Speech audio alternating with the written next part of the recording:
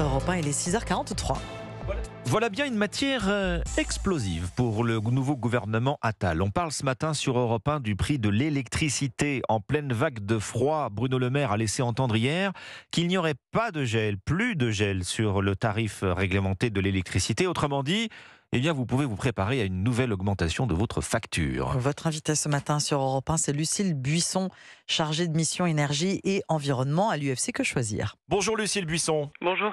Bruno Le Maire prépare donc l'opinion à une nouvelle hausse des tarifs de l'électricité le 1er février. Alors comme pour nous rassurer, il dit aussi pas plus de 10% d'augmentation. Qu'est-ce que vous demandez au gouvernement ce matin sur Europe 1 ? L'UFC Que Choisir demande au gouvernement de renoncer à un relèvement de la tarification sur l'électricité.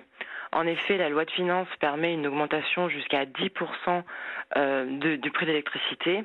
Or, cette augmentation est particulièrement malvenue pour les consommateurs qui ont connu sur l'année 2023 une augmentation totale de 26,5% de leur facture, ce qui représente pour un consommateur moyen environ 430 € sur sa facture annuelle. Et les potentiels 10% pour le 1er février 2024 amèneraient à une nouvelle augmentation de 200 € sur cette facture annuelle. C'est à notre sens une augmentation qui est beaucoup trop importante, particulièrement en une période d'inflation qui va se poursuivre en 2024. Donc ce qu'on demande au gouvernement, c'est ou le gel de cette taxe sur l'électricité, ou un maximum de 2,5% d'augmentation, ce qui correspond à l'inflation prévue pour 2024. Alors évidemment, 10%, on est au-dessus du taux d'inflation. Notre sondage Europe 1 CNews JDD a montré la semaine dernière que le pouvoir d'achat était la préoccupation numéro 1 des Français. Là, évidemment, Lucile Buisson, on est à contresens de cette préoccupation. Oui, tout à fait. C'est à contresens également des engagements du Premier ministre de préserver les classes moyennes dans une période particulièrement inflationniste. D'après les calculs de la Commission de régulation de l'énergie, la partie approvisionnement d'électricité serait amenée à ne pas évoluer. Et donc, cela signifie que le bouclier tarifaire prendra fin de par la baisse des prix sur les marchés en 2024. Donc, c'est par là un allègement des dépenses publiques en matière d'énergie. Et il est nécessaire que cet allègement n'aille pas de pair avec une réaugmentation d'une taxe alors que l'électricité est déjà particulièrement fiscalisée. Alors, le bouclier tarifaire que vous évoquez, effectivement, ça fait plusieurs mois que l'exécutif commence à organiser sa sortie. Il avait été mis en place, on le rappelle, fin 2021 pour limiter l'impact de la flambée des prix du gaz et de l'électricité. Ça a d'ailleurs plutôt bien marché. Mais Bruno Le Maire ajoute, c'est exceptionnel, ça a coûté trop cher pour les finances publiques, plus de 40 milliards d'euros, dit-il.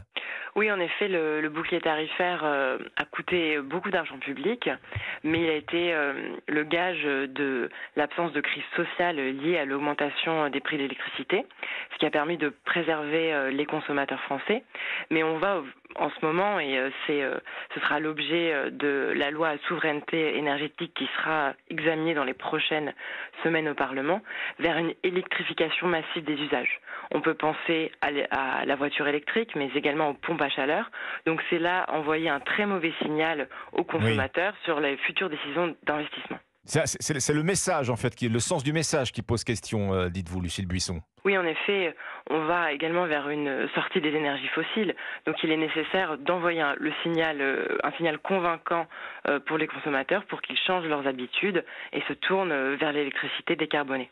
Alors si on regarde effectivement le coût de production de l'électricité, c'est vrai qu'une hausse des tarifs peut paraître paradoxale puisque ce coût il a baissé. Le prix de l'électricité sur le marché de gros, il a baissé. En fait, et vous l'avez évoqué il y a quelques instants, Lucile Buisson, la hausse annoncée, c'est celle du retour des taxes, comme la taxe intérieure sur la consommation finale d'électricité, qui est perçue directement sur la facture des Français. C'est de cela qu'il s'agit. C'est pour ça que la décision d'augmenter les prix de l'électricité est aujourd'hui entre les mains du gouvernement uniquement.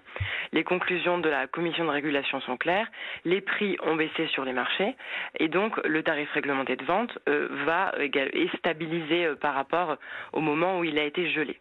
Donc c'est vraiment sur la partie fiscalité que tout se joue, puisque le bouclier tarifaire, au-delà d'un subventionnement de la consommation, comprenait une baisse de cette fameuse TICFE que vous évoquiez à 1 € du mégawattheure. Donc 1 euro du mégawattheure actuellement contre 22,50 € avant la crise, hein, je crois. Ça permet quand même de relativiser aussi. Elle était de 33 euros en réalité avant la crise. Alors le prix le plus juste, en tout cas, les tarifs de l'électricité français, ils restent quand même dans la moyenne européenne, malgré tout. En fait, grâce à l'Arenh, cela permettait aux consommateurs français, et c'est la spécificité du mix énergétique français que de comprendre une grande partie de nucléaire. Grâce à ce dispositif, les Français ont en effet bénéficié de ces coûts de production moindres qu'ailleurs en Europe. Et en fait, c'est bien le résultat, le bénéfice de ces investissements passés dont les consommateurs bénéficient légitimement dans le prix de l'électricité. Donc pour être bien clair, c'est bien le gel de la fiscalité sur le prix de l'électricité que vous demandez au gouvernement ce matin sur Europe 1, Lucile Buisson. Oui, tout à fait. Il est vraiment nécessaire de limiter l'inflation au maximum. Et donc, c'est cet engagement que l'on veut de la part de ce nouveau gouvernement pour donner un signal clair de la préoccupation qu'il a au pouvoir d'achat des consommateurs. Eh bien, votre message au gouvernement Attal est passé ce matin sur Europe 1. Merci, Lucile Buisson, chargée de mission énergie et environnement, je le rappelle, à l'UFC Que Choisir. Merci. Bonne journée.